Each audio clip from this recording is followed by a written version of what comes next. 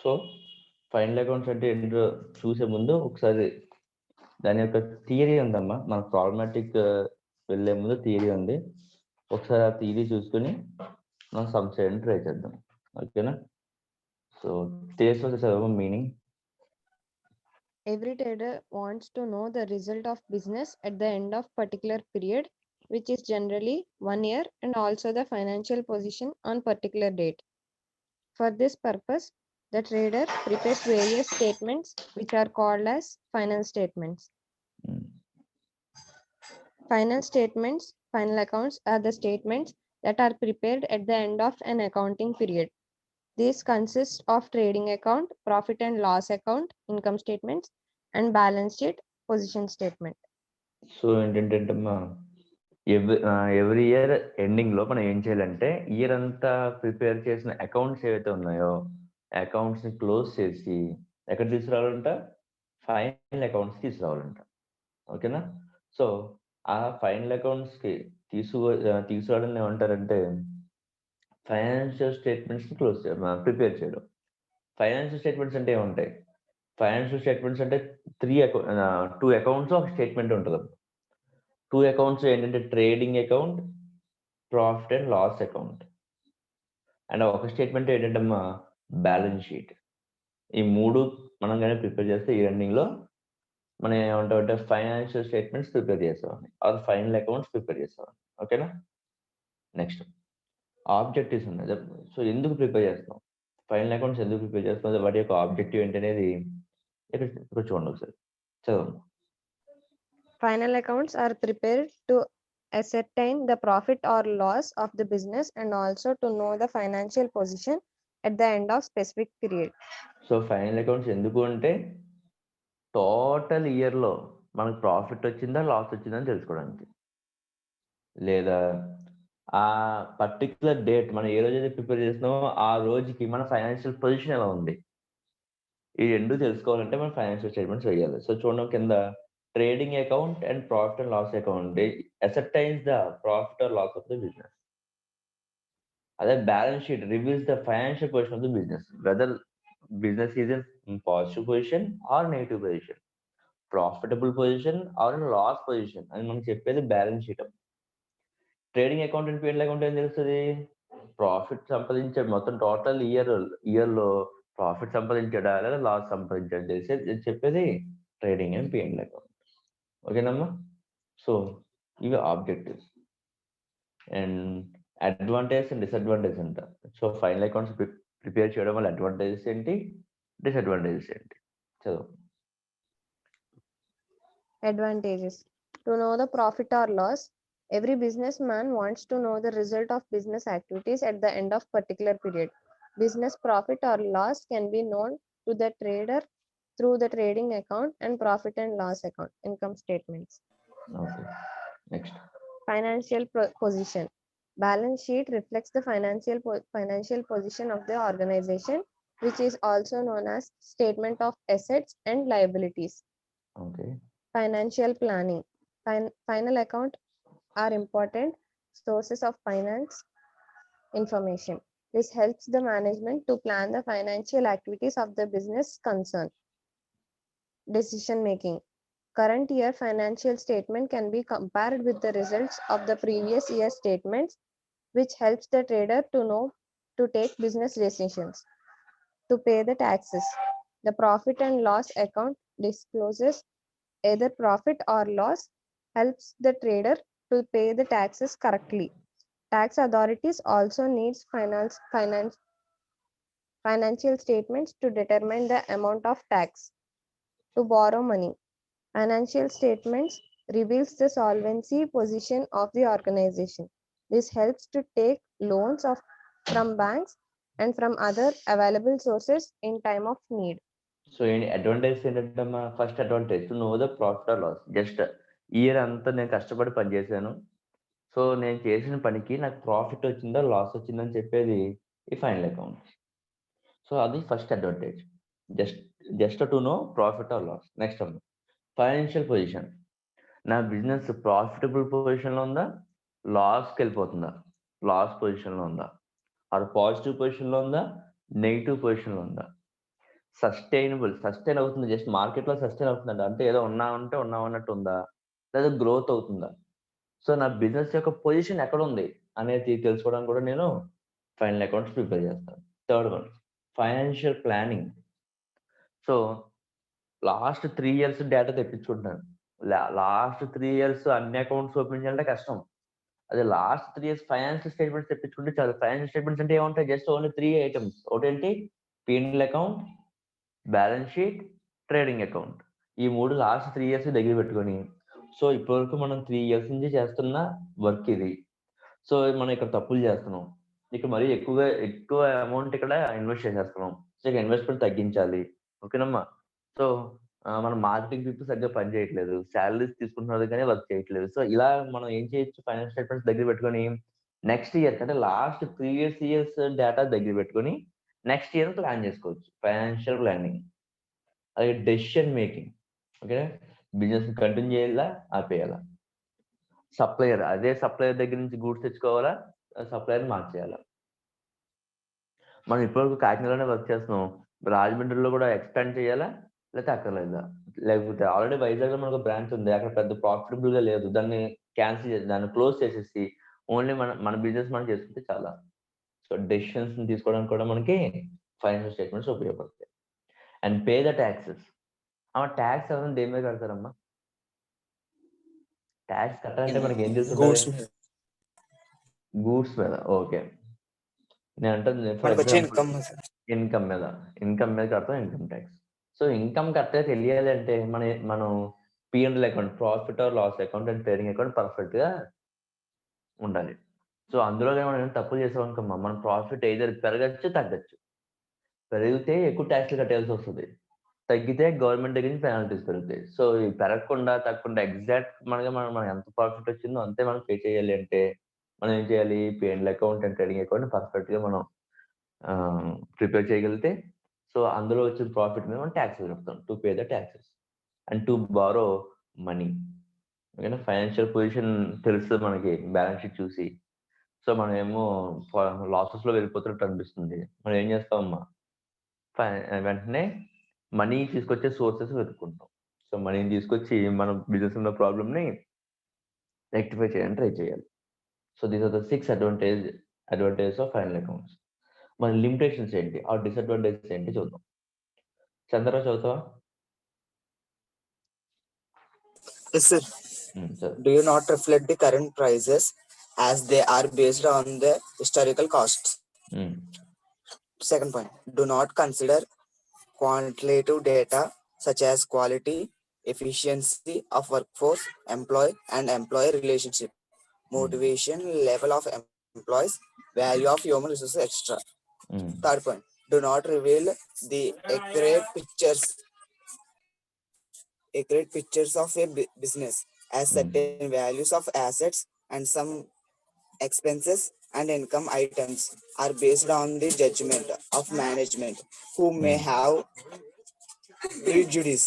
Okay. So, ఏం లేదమ్మా. మనం ఈ ఫైనాన్షియల్ స్టేట్‌మెంట్స్ ఇయర్‌లో ప్రిపేర్ చేస్తాం. ఎప్పుడో ఫర్ ఎగ్జాంపుల్ నేను బుక్స్ ఎప్పుడు క్లోజ్ చేస్తానంటే జనవరి టు డిసెంబర్. సో, డిసెంబర్‌లో క్లోజ్ చేస్తున్నాను. హిస్టారికల్ డేటా ఎప్పుడుది? జనవరి, ఫిబ్రవరి, మార్చ్ అంటే 12 మంత్స్ అయిపోయింది. అప్పుడు డేటా కూడా మనం ఏం చేస్తాం? ఇయర్ ఎండింగ్ కూర్చొని ప్రిపేర్ చేయాల్సొస్తది. హిస్టారికల్ డేటా హిస్టారికల్ కాస్ట్‌లు మనం మనం రికార్డ్ చేస్తూ ఉంటాం. So, do not reflect the current prices. ఈ రోజు ప్రైజెస్ ఎలా ఉందో ఆ ప్రైస్ మీద మనకి ప్రాఫిట్ ఆర్ లాస్ తెలీదు. హిస్టారికల్ ఎప్పటి నుంచి జనవరి నుంచి ఫిబ్రవరి, మార్చ్, ఏప్రిల్ ఎప్పుడో పాత నెలలు అప్పుడే సంవత్సరం అయిపోయింది. ఆ ప్రైసెస్ తోటి మనం ఏం చేస్తాం? ఆ కాస్ట్ తోటి మనం ఏం చేస్తాం? మన ఫైనాన్షియల్ స్టేట్‌మెంట్స్ ప్రిపేర్ చేస్తాం. ఓకేనా? సో, డేటా ఏమైపోద్దంటే పాత పడిపోద్దంట. ఓకేనా? అది ఒక డిసడ్వాంటేజ్. సెకండ్ డిసడ్వాంటేజ్ ఏంటి చూడండమ్మా. మనం ఎంప్లాయీస్‌కి ఎంత సాలరీ ఇస్తున్నాం? ఓకేనా? లేకపోతే గూడ్స్ ఎంత కాస్ట్ పెట్టి కొంటున్నాం? ఇవే రికార్డ్ చేయగలం తప్ప, ఆ గూడ్స్ యొక్క క్వాలిటీ ఏంటి? ఓకేనమ్మా? లేతే ఆ ఎంప్లాయీస్ ఎంత ఎఫిషియెంట్‌గా పనిచేస్తున్నారు? ఓకేనా? నాకు నా ఎంప్లాయీస్‌కి ఎంత మంచి రిలేషన్‌షిప్ ఉంది? ఇలాంటివన్నీ రాయడానికి మా ఎక్కడ ప్లేస్ ఉండదు మనకి. మా ఫైనాన్షియల్ స్టేట్మెంట్స్ ఇవి రాయం. ఓన్లీ ఫైనాన్స్ సంబంధించింది మనీ టర్మ్స్లో ఏవైతే కొలవగలమో వాటే రికార్డ్ చేస్తుంది తప్ప ఇలాంటి క్వాలిటేటివ్ డేటాని రికార్డ్ చేయలేము. అదొక disadvantage. And last one, do not reveal the accurate picture of the business as certain values of assets and some expenses and income are based on judgment of management. Okay. So, for example, asset ఉందమ్మా. Asset value 1 lakh నుంచి తగ్గిపోతూ వస్తుంది. ఎందుకు తగ్గిపోతూ వస్తుందంటే తగ్గిపోద్ది. నార్మల్గా దేనివల్ల తగ్గిపోద్ది? అసెట్ యొక్క వాల్యూ దేనివల్ల తగ్గుతుంది? 2 రీజన్స్ ఉన్నాయి. ఒకటి, ఏదన్నా దొంగలించి పడ్డమో, లేకపోతే 5 lakhs అంటే కాలిపోయింది అనుకోమ్మా, అదొక రీజన్. లేకపోతే ఇంకో రీజన్ ఏముంది? అసెట్ వాల్యూ ఎందుకు తగ్గిపోద్ది? అమ్మేస్తే తగ్గిపోద్ది. ఇంకోటి ఉంది. ఇంకొకటి ఏంటంటే డెప్రిషియేషన్ వల్ల ఉంది. సో డెప్రిషియేషన్ ఏం చేసింది? 2 బిజినెస్లు ఉన్నాయమ్మా. 2 బిజినెస్లు కూడా ఒక ఫస్ట్ బిజినెస్ ఏం చేసిందంటే 20% డెప్రిషియేషన్ క్యాలిక్యులేట్ చేస్తుంది.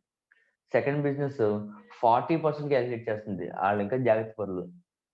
ఓకేనా? సో నా బిజినెస్ ప్రకారం 1 year అవగానే, ఓకేనమ్మా, 1 year అవగానే ఫస్ట్ బిజినెస్ యొక్క డెప్రిషియేషన్ ఎంత ఉంటుందమ్మా? 1 lakh into 20% ఉంటే ఎంత ఉంది చూడండి ఒకసారి. 1 lakh into 20% ఎంత అమ్మ? చెప్పండి రా. 1 lakh 20% ఎంత సేపా? 20,000 sir. 20,000. అదే నెక్స్ట్ ఇంకొక అసెట్ ఉంది, ఇంకొక కంపెనీ ఉంది. అదని చెప్తున్నాను. 40% అని కలిగి చెప్పండి. 40,000 అంటే sir. ఫస్ట్ ఇయర్ మన ఫస్ట్ బిజినెస్ యొక్క ఫస్ట్ ఇయర్ అవ్వగానే అసెట్ వాల్యూ ఎంత ఉంటుంది? 80,000 sir. 80,000. Second business 60,000. అదేంటి? రెండు సేమ్ బిజినెస్, రెండు సేమ్ ఒకే రకం బిజినెస్లు, ఒకే రకమైన అసెట్లు వాడుతున్నాయి. కానీ మేనేజ్మెంట్ డెసిషన్ వల్ల, మేనేజ్మెంట్ డెసిషన్ ఏంటి? ఒక మేనేజ్మెంట్ ఎలా తీసుకున్న డెసిషన్? అసెట్ యొక్క వాల్యూని 20% తగ్గిద్దాం. ఇంకోటి 20% ఏం సరిపోదు, మనం గవర్నమెంట్ అసెట్ మార్చేద్దాం అని చెప్పి 40% డెప్రిషియేషన్ చేయడం మొదలెట్టింది. మేనేజ్మెంట్ డెసిషన్స్ వల్ల ఏమైపోతాయి అంటే యాక్యురేట్ పిక్చర్ అనేది, అంటే అసలు వాల్యూ ఎంత, అసెట్ యొక్క అసలు వాల్యూ ఎంత అనేది పిక్చర్ లోకి రాదంట. అవి మారిపోతూ ఉంటాయంట. ఓకేనా? Do not reveal the accurate picture of the business as certain values of assets and some expenses and income items are based on the judgment of the management. ఆ మేనేజ్మెంట్ తీసుకునే జడ్జిమెంట్ మీద ఆధారపడి ఉంటుంది. ఒకటేమో 20% అంటాడు, ఒకటేమో 30, ఒకటేమో 40. అది ఇష్టం. ఆ మేనేజ్మెంట్ కి ఎంతైతే ఇష్టమో అంత చేయాల్సిందే. హూ మే హ్యావ్ ప్రిజుడిస్ అంటే వాళ్ళే డెసిషన్ టేకర్స్ అనమాట. సో వాళ్ళు ఎంత డెసిషన్ తీసుకుంటే ఈ అసెట్స్, ఎక్స్పెన్సెస్, ఇన్కమ్స్ అన్ని ఆ వాల్యూస్ లో చూపిస్తూ ఉంటాయి. ఓకేనా? సో ఈ 3 డిసడ్వాంటేజెస్, పైన 6 అడ్వాంటేజెస్. ఓకేనా? ఇంకా మీకు ఫైనల్ అకౌంట్స్ అంటే ఏంటో తెలీదు, బట్ ఎలా ప్రిపేర్ చేస్తామో తెలీదు. జస్ట్ ముందు తీసి చదువుతాం అంతే. ఓకేనమ్మా? Capital, revenue items, next preparation of trading account. So capital and revenue items ఏంటో చదువుదాం అమ్మా. ఓకేనా? సో కార్తీక్ చదువుతాడు. Yes, sir. Capital and revenue items. In the preparation of final accounts, clear distinction should be made between capital and revenue items. The allocation of expenditure and income between the capital and revenue plays a vital role in the preparation of correct and true financial statements of business organization. Correct and true financial statements of business organisation మనం draw చేయాలి అంటే మనం కరెక్ట్గా final accounts prepare చేయాలి అంటే మన capital items అంటే ఏంటి, రెవెన్యూ ఐటమ్స్ అంటే ఏంటో తెలియాలి. ఓకేనమ్మా? సో చూద్దాము. క్యాపిటల్ ఎక్స్పెండిచర్ అంటే ఏంటి? Capital expenditure is the expenditure which is normally incurred for acquiring fixed assets or assets which increase the earning capacity of the business. Benefits of capital expenditure are extended over a number of years. Example, purchase of fixed assets like furniture, machinery, and buildings. The capital expenditure has to be shown as an asset in the balance sheet on asset side. So capital expenditure గురించి చదివామ్మా. పక్కనే capital income ఉందా పక్క పేజీలో? అది కూడా చదివే. Any amount received as investment by the owners, raised by way of loans and income received on sale of fixed assets is called capital income. Example, capital, sale of machinery, etc. All the capital incomes are to be recorded as a liability in the balance sheet. So ఏంటంటమ్మా, capital expenditure, capital income. ఓకేనా, simple అమ్మా. Capital expenditure, capital income అంటే ఏంటంటే,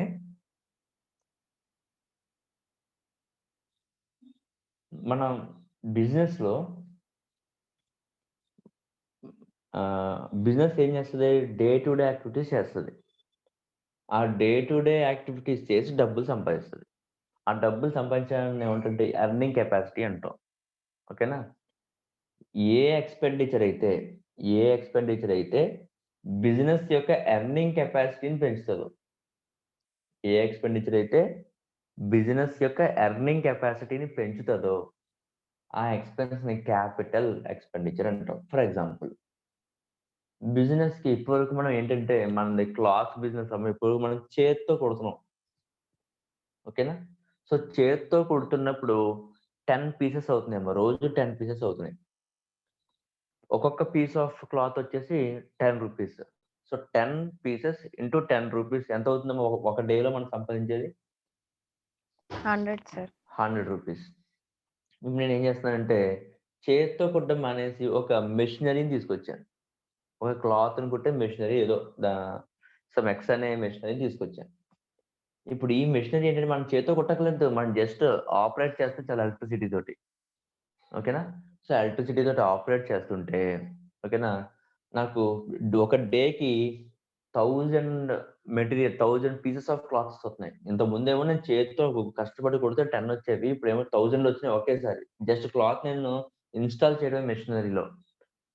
ఓకేనా, so బయటకు వచ్చినప్పుడు అదే మొత్తం ఫినిష్ రిపోర్ట్ కింద వస్తుంది బయటికి క్లాత్ అంతా. ఓకేనా, సో ఇప్పుడు 1000 పీసెస్ వస్తున్నాయి. సో 1000 ఇంటూ 10 ఇప్పుడు ఎంత అయిందమ్మా, ఎర్నింగ్ కెపాసిటీ ఎంత అయింది? 10,000 sir. 10,000 సార్. ఇంతకు ముందు వాల్యూ ఎంత? 100 రూపీస్ నుంచి 10 పీసెస్ 10 రూపీస్ నుంచి ఇప్పుడు 1000 పీసెస్ 10 రూపీస్ అయింది. ఎర్నింగ్ కెపాసిటీ పెరిగిందా లేదా? సో Yes, ఒక sir. బిజినెస్ యొక్క ఎర్నింగ్ కెపాసిటీ కానీ పెంచుతున్నట్టయితే, అలా పెంచడానికి మనకి అవసరమైన అసెట్స్ ఏవైతే ఉన్నాయో అవి కొంటున్నాం. మనం కొంటున్నాము అంటే మనం ఏం పెట్టచ్చమ్మా, క్యాపిటల్ ఎక్స్పెండిచర్. చూడండి ఒకసారి ఏమంటున్నాడు, capital expenditure is the expenditure which is normally incurred for acquiring fixed asset. మరి మెషినరీ అంటే ఫిక్స్డ్ అసెటే కదా, fixed asset or assets which increase the earning capacity of the business. Business యొక్క ఎర్నింగ్ కెపాసిటీని పెంచుతున్నాయి అంటే దాన్ని ఏమంటారు, క్యాపిటల్ ఎక్స్పెండిచర్ అంటాం.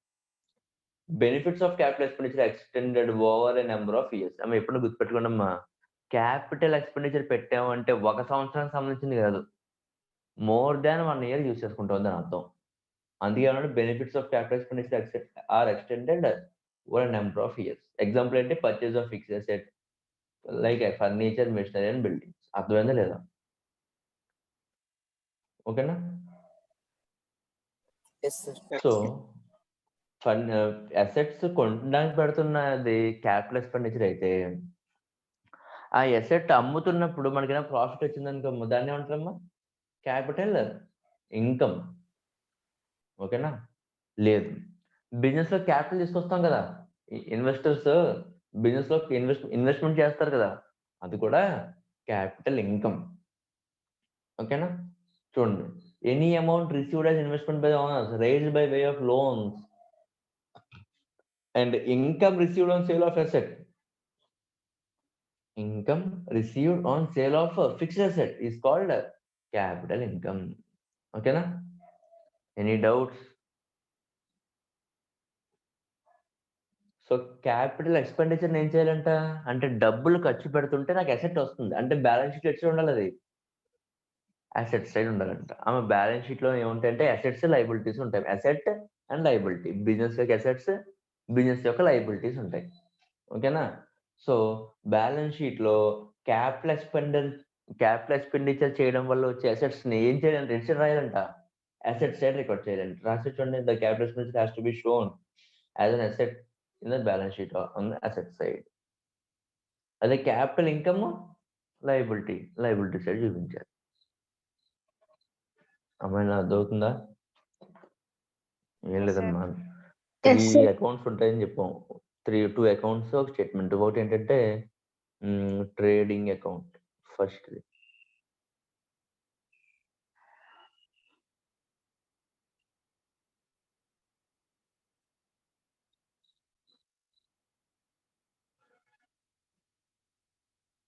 Next profit and loss account.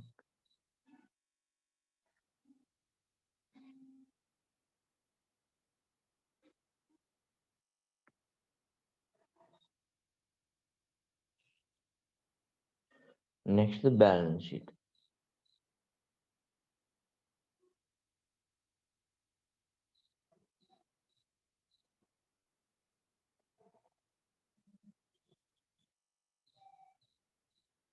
ఈ బ్యాలెన్స్ షీట్లో ఎన్ని రికార్డ్ చేస్తూ ఉంటామా? Assets, amount, liabilities, amount. So both assets part ఉంటుంది, లయబిలిటీస్ పార్ట్ ఉంటుంది. సో అసెట్స్ సైడ్ ఏం రికార్డ్ చేయాలంట? All Capital. Capital expenditures. ఎందుకంటే క్యాపిటల్ ఎక్స్పెండిచర్ అంటే అర్థం ఏంటి? డబ్బులు ఖర్చు పెట్టడం వల్ల అసెట్ వస్తుంది. సో అసెట్ వస్తుంది కాబట్టి అసెట్ సైడ్ రికార్డ్ చేయండి అంటున్నాడు. ఓకేనమ్మా? Yes, sir. అండ్ బిజినెస్ లోకి వచ్చే క్యాపిటల్, మనకి బిజినెస్ లయబిలిటీ అని చెప్పుకున్నాం, అసెట్ అని చెప్పుకున్నాం. స్టార్టింగ్ లో ఫస్ట్ క్లాస్ లో ఎప్పుడో నచ్చినప్పుడు ఏం చెప్పుకున్నాం? Liability sir. లయబిలిటీ కాబట్టి లయబిలిటీస్ కదా రాయమని చెప్తున్నాడు, అంతే సింపుల్. నెక్స్ట్ అమ్మా, రెవెన్యూ ఎక్స్పెండిచర్ చదువు. Revenue expenditure is the expenditure incurred in the normal course of business activities.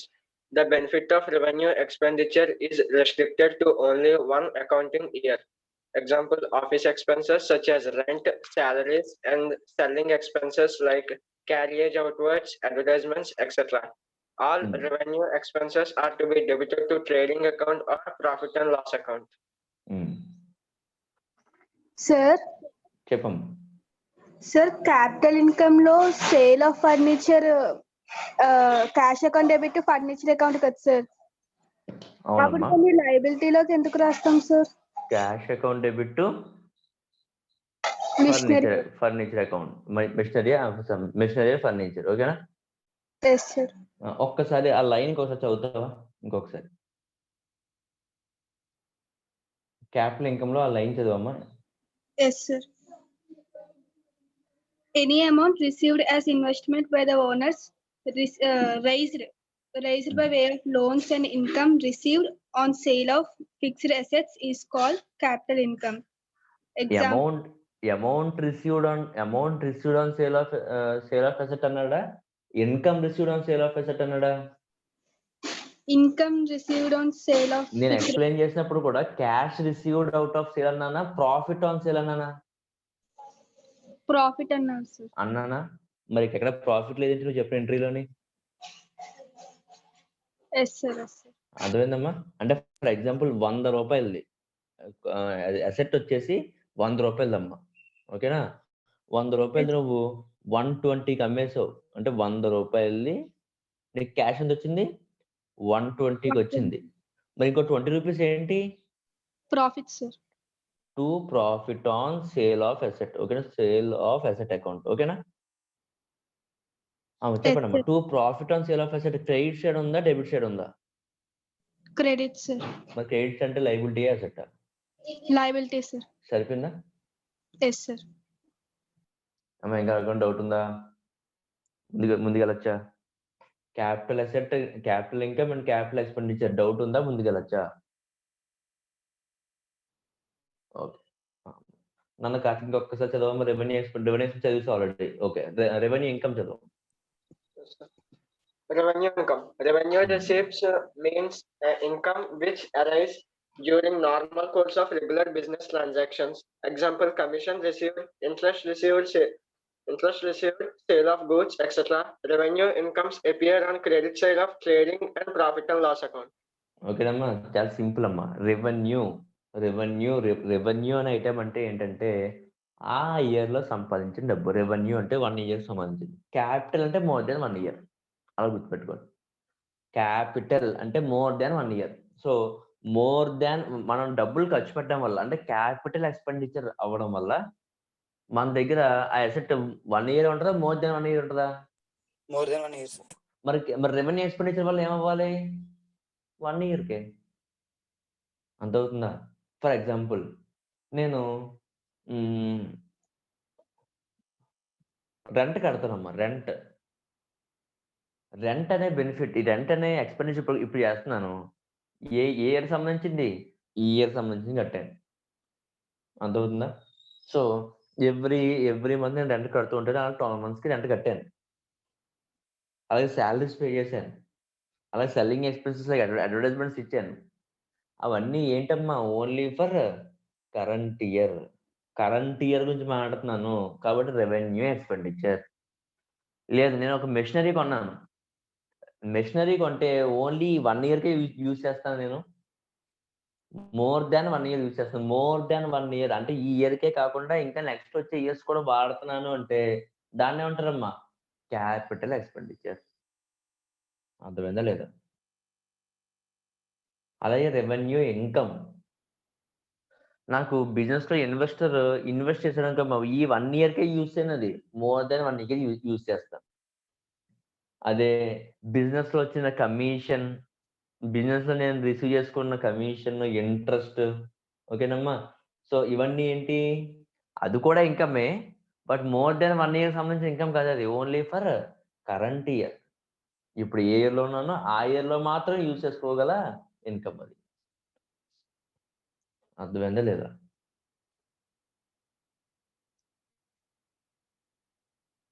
అమ్మ అర్థమైందా? ఇంకేం డౌట్స్ ఉన్నాయా? Yes, sir.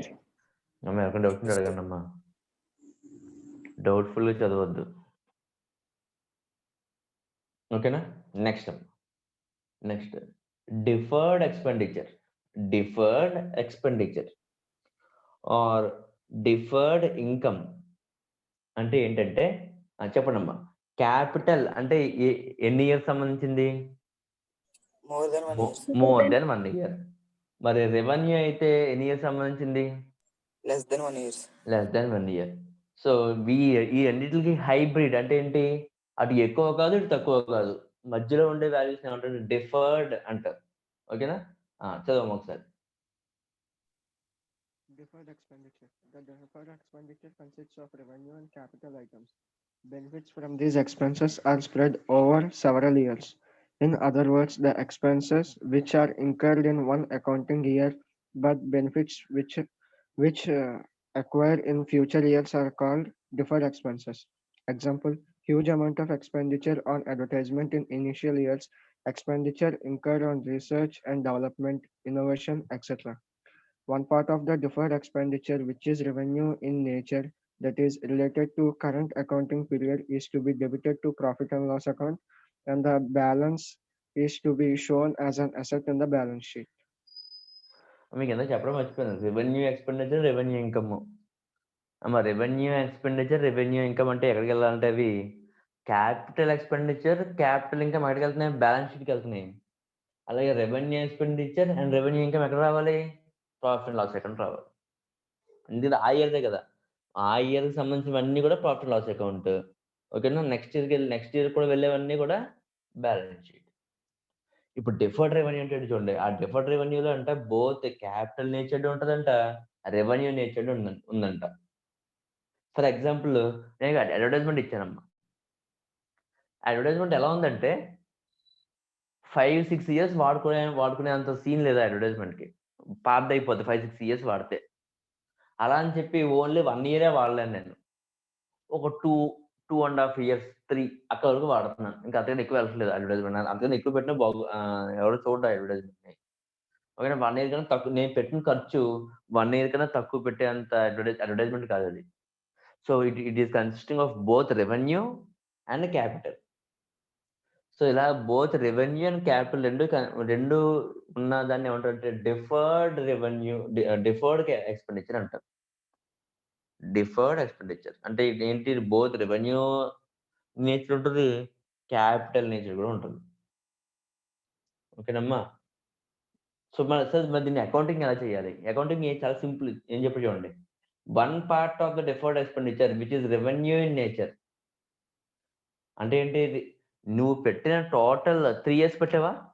ఆ 3 yearsలో 1/3 అంటే ఫస్ట్ ఇయర్స్కి related to current account period is to be debited to P&L account. Revenue nature ఏదైతే ఉందో ఆ రెవెన్యూ నేచర్ ఉన్న ఐటమ్ ఏం చేయమంటున్నాడు? P&L అకౌంట్ లో వేయమంటున్నాడు. And the balance capital in nature is to be shown as an asset in the balance sheet. So మిగతా balance sheet చూపించమని. ఫర్ ఎగ్జాంపుల్ అడ్వర్టైజ్మెంట్ 3 lakhs ఖర్చు పెట్టాను. 3 lakhs ఖర్చు పెట్టమంటే అందులో 3 years వస్తుంది. అంటే ఎంత? ఫస్ట్ ఇయర్ లో P&L అకౌంట్ ఎంత వేయాలి? 1 lakh, sir. 1/3 అంటే 1 lakh. ఇంకెంత మిగిలిపోయింది? 2 2 lakhs, lakhs sir. మిగిలిపోయింది. ఆ 2 lakhs ఎక్కడ రావాలి? బ్యాలెన్స్ షీట్ రావాలి. అర్థమైందమ్మా? సో డిఫర్డ్ అంటే ఏంటి? It consist of both revenue nature and capital nature. ఓకేనా?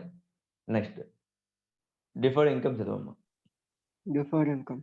This consists of items of revenue and capital nature and spread over several years.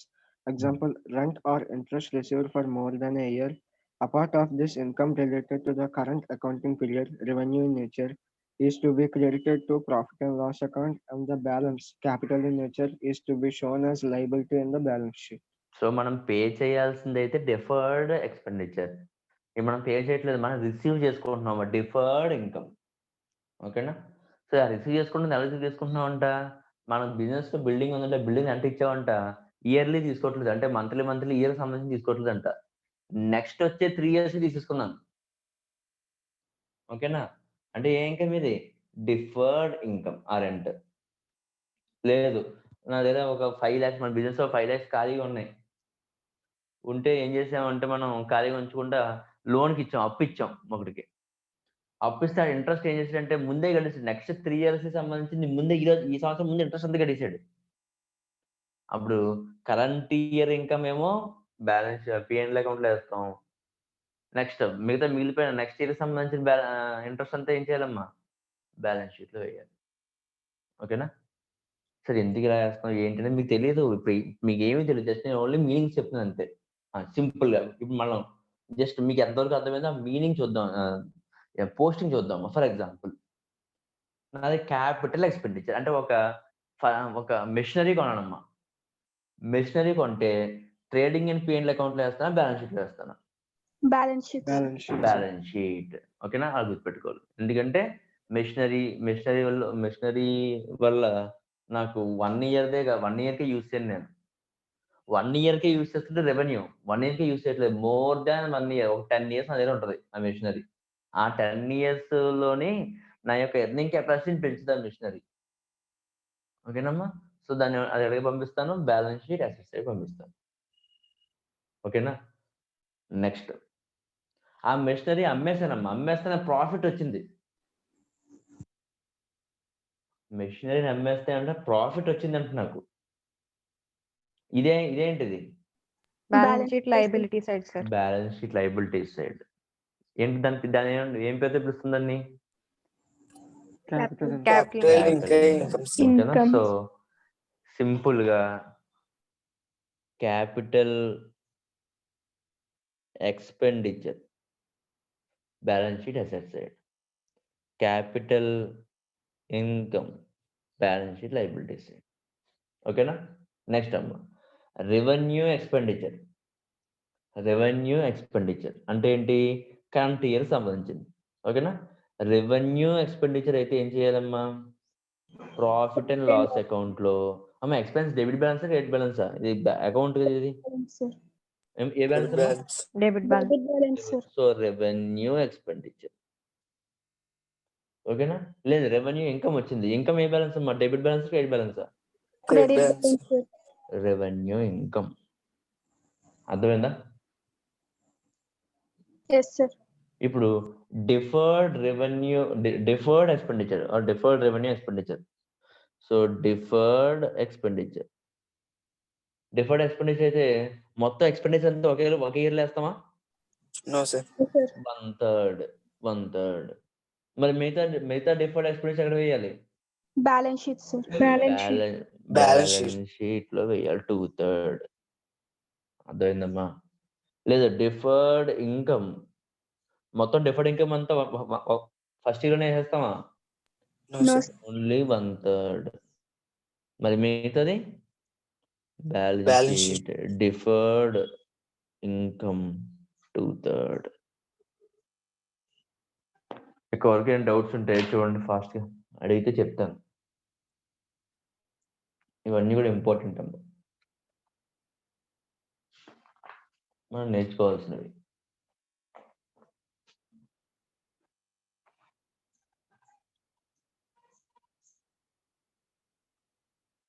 ఎవరికి ఏమైనా డౌట్ ఉందా?